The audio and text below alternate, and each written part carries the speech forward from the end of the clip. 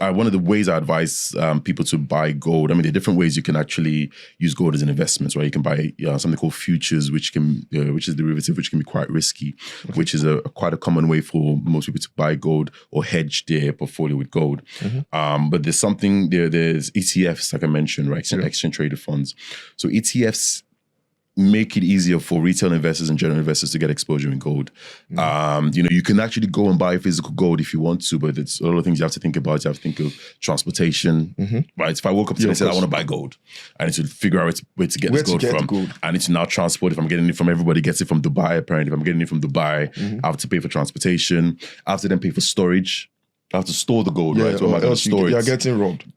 There you go. And that leads me to my next point. I need to pay for insurance, right? So theft insurance and different things. So if you're buying physical gold, there's so many things to think about. So what I normally do is just advise people to buy exchange traded funds. So what that means is there's an entity or a bank that has done the hard work of transportation and everything and storage costs and insurance, and they've put it in the vault somewhere.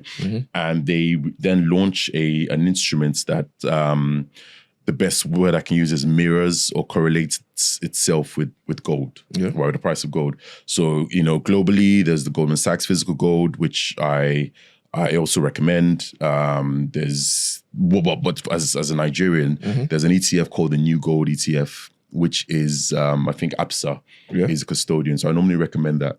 And you can actually see the performance of the New Gold ETF versus actual gold, and you can see where the Naira component comes into play, where the devaluation of the Naira and the uncertainty with the Naira and the constant depreciation of Naira has been positive for the New Gold. Because remember, New Gold ETF, because remember the New Gold ETF is based on the physical price of gold in dollars, and then giving it to you in Naira. So when Naira gets weaker, the price of New Gold goes up. And there's other things in play with the New Gold ETF, right? So I'll give an example of performance. So year to date, gold has returned about 24%. New Gold ETF is up 90%. Okay. Right. Yeah. And it's up significantly even when we spoke about it a few months ago.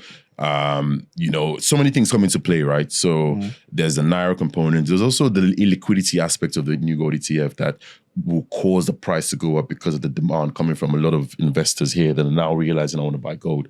But it's one of the best ways, I think, for a Naira investor who has no contacts in Dubai to buy physical gold, who might not be able to go to a global exchange to buy the Goldman Sachs ETF,